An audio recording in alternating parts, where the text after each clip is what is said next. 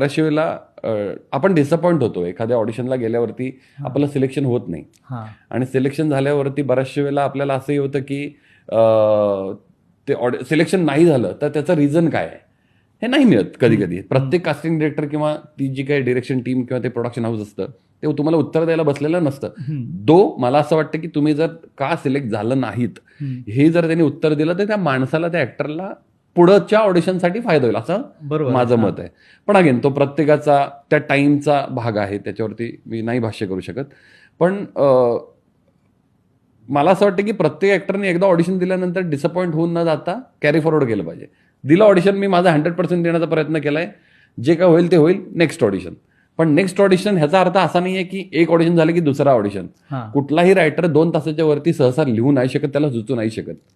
तसंच कुठलाही ऍक्टर दर दिवसाला 5 कॅरेक्टर वेगळे प्ले नाही करू शकत.